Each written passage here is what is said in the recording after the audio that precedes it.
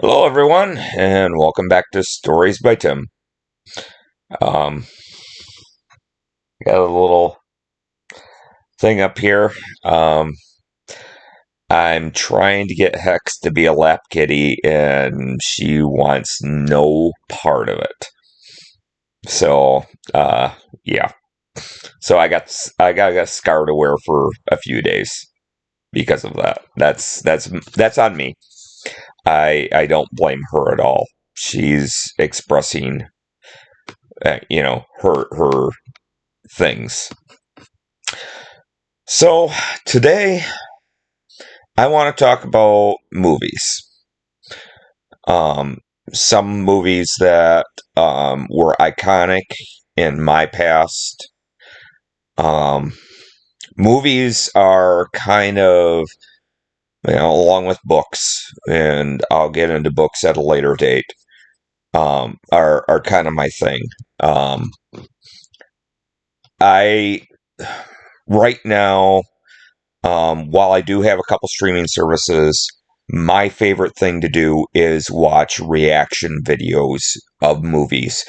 Living by yourself, it's a little rough.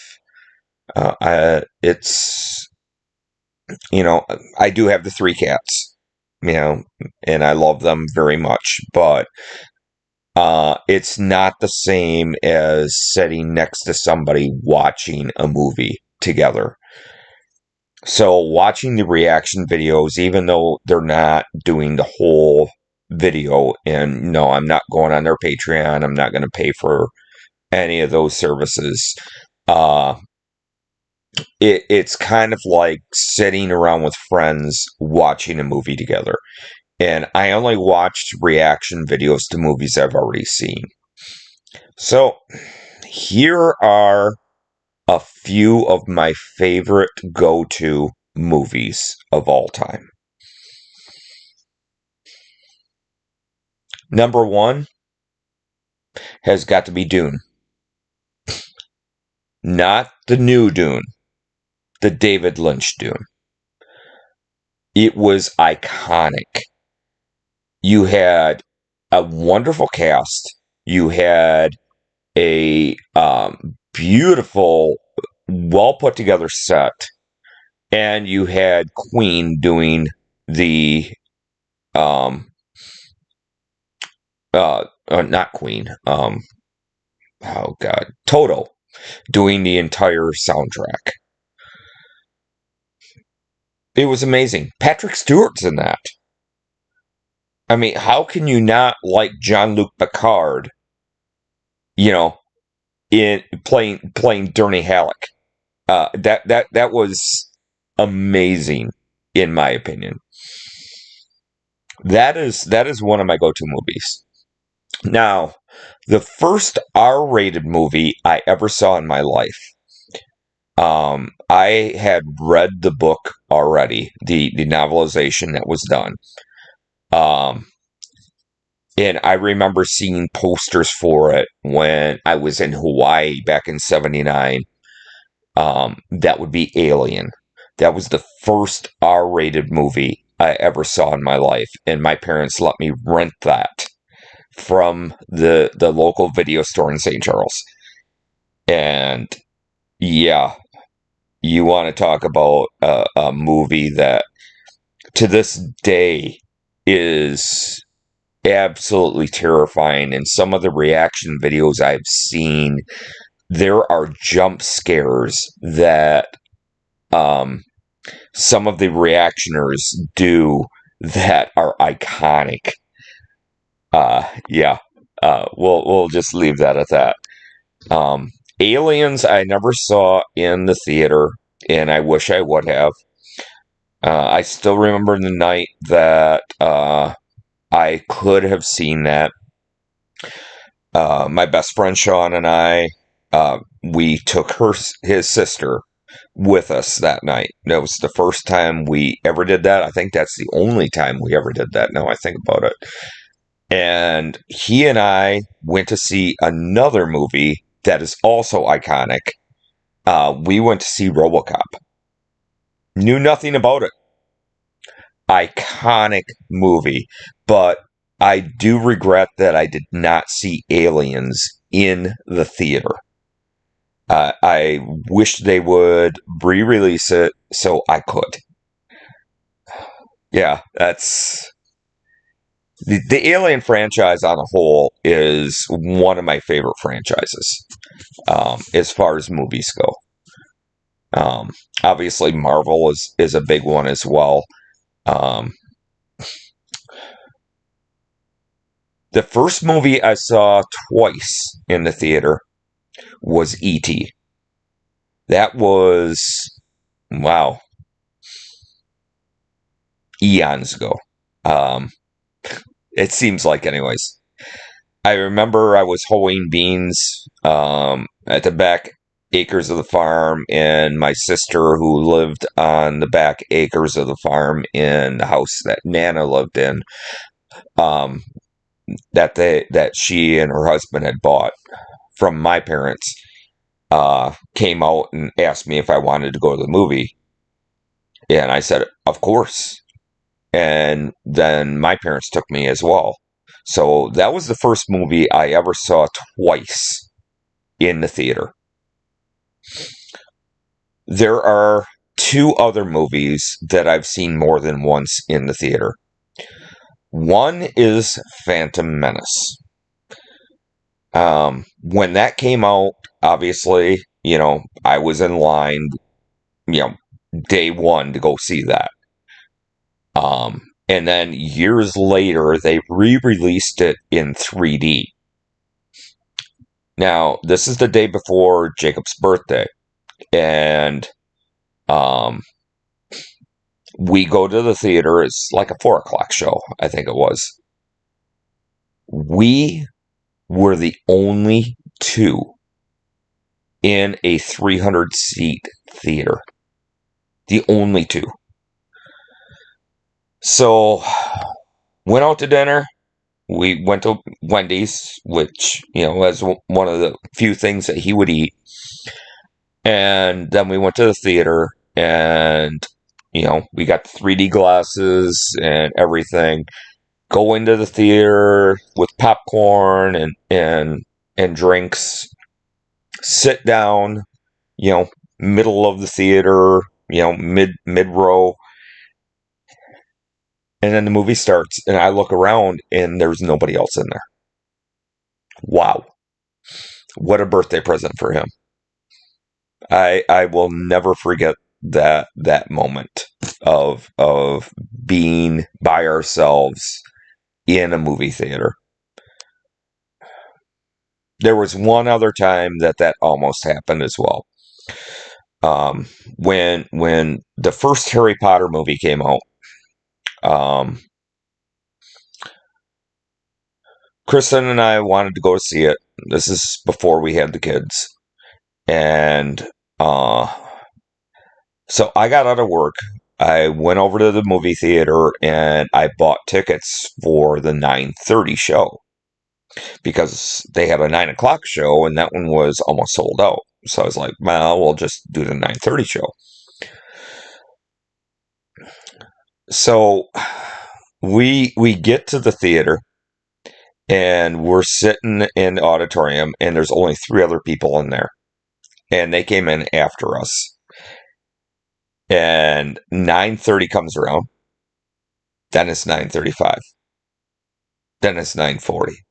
And I finally go out and ask, hey, when is the movie starting? And they're like, there is no 9:30 showing of this show. I said, then how do I have tickets for it? And I showed them the ticket stubs. And it said 9:30. And the manager was like, all right, we'll get it started for you. The other 3 people that were in that theater were actually supposed to be at the 9 o'clock show. And they decided to jump ship to the 9:30 because they got there a little late.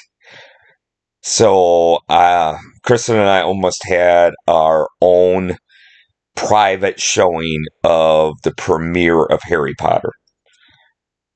But Yeah, yeah. There's a lot of memories with movies with me. I have a lot of favorites. The other one that I've seen multiple times. I actually saw Deadpool and Wolverine 3 times. Um, I did back to back days on that one, and then did one more after that. And when I resubscribed for Disney Plus, guess what the first thing I watched was? That movie. I know it's campy. I know it's not people's favorites. Um, but it's there is so much lore in that movie from the Marvel universe that makes it palpable to me to watch repeatedly. I if shoot when I get done with this, I might watch it again. Who knows? But it has struck a place in my heart. Um, Hearing Hugh Jackman swear, I loved some of his lines in that movie. He killed it. He killed it. Um, I mean, Ryan Reynolds, he is Deadpool. My favorite line from that movie, till he's 90. Till he's 90. Referring to Deadpool saying that Disney is going to make Hugh Jackman play Wolverine until he's 90. Um, yeah. No, I can't say enough about that movie. That really took it to a new level. And then you have the Star Trek movies. All right, let's eliminate number one. Although I did see that in the theater. Number two, iconic. I actually have the script for that movie. I actually let my son take it to school one day because he, at one time, had an idea that he wanted to be a movie director. Now, that being said, as well, he has written some things that have actually been performed on stage. So he has kind of gone that route, and I don't know if he remembers that. Um, I didn't until just now. That's why I do these stories, because talking about stuff, I think about things I haven't thought about in years. And I'm talking a lot of years. So, um, so I think the two young men that suggested I do this, because it's very therapeutic for me to get these stories out and kind of relive parts of my life that I have forgotten about, to tell you the truth. But so Star Trek 2, iconic. I mean, Wrath of Khan, amazing. Star Trek 3, okay. Star Trek 4, amazing. Star Trek 5, let's not even say that exists. But Star Trek 6, the Lost, yeah, the Lost Continent. Uh,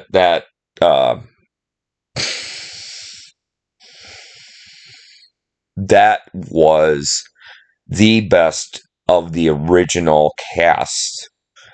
And unfortunately, it was after Gene Roddenberry had passed that movie came out. They paid honor to him in it. They did the right thing by him with it, but it just wasn't. Yeah, that was the best storyline that they did, it was even better than Wrath of Khan. It was, in my opinion, Star Trek VI was the best of the original series. Then we go into the Next Generation, and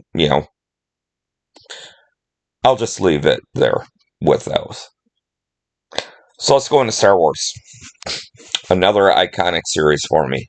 A lot of lore there. I mean, you watch them in the order they came out. That's one thing. You watch them nowadays. You can watch them episode 1 through episode 9.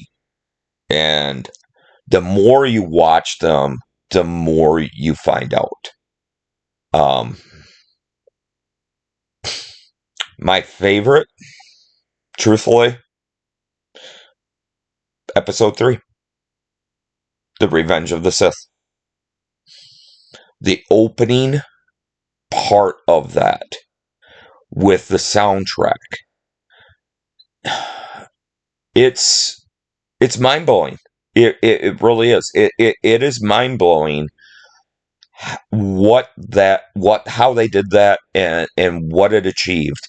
And the fact that if you look closely, when things are blowing up as they're fighting, there is actually a toilet that they digitally enhanced and put in there that actually hits a starship. You can't make that up. Watch closely. I forget exactly what moment that was, but it does happen. There's actually a toilet that hits a starship.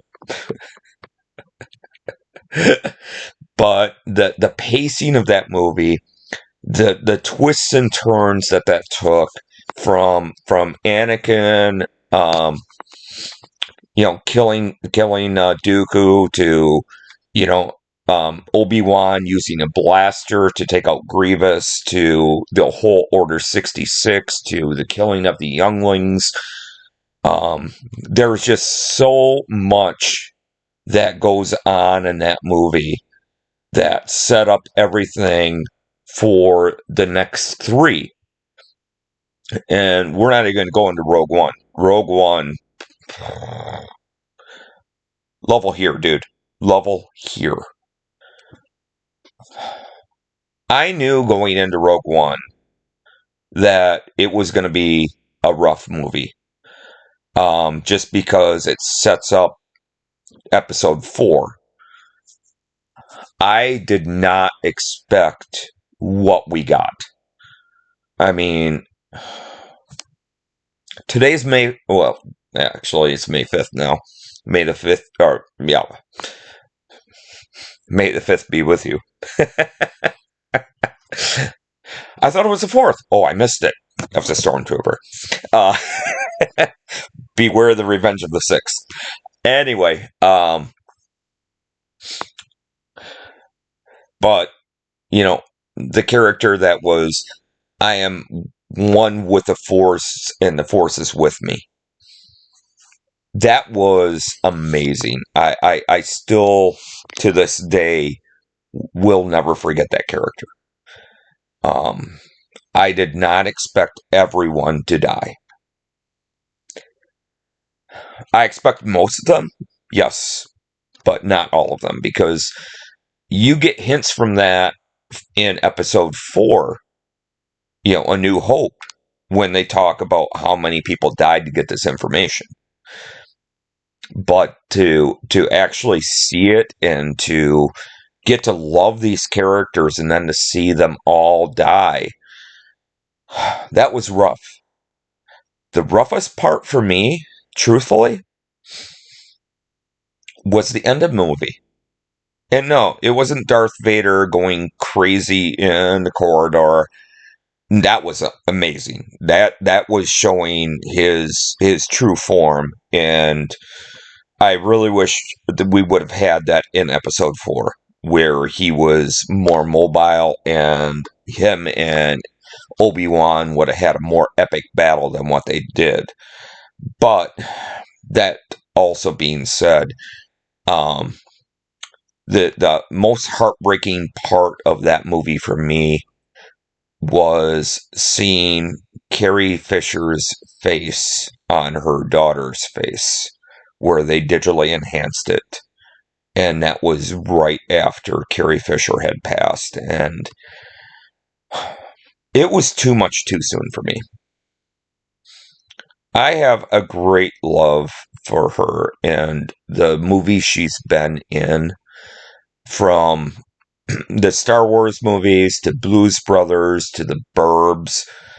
I just found out a couple of days ago that she and George Lucas are actually in Hook, uncredited.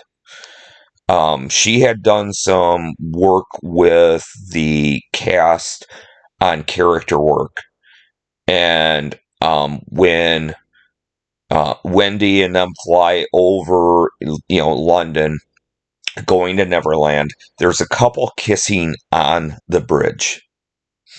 That couple is George Lucas and Carrie Fisher. Never knew that. So, hats off to you guys for that one. All right. I have a lot more movies I will talk about at some point. Some very iconic movies that I put off until recently to see, some that I've watched for years.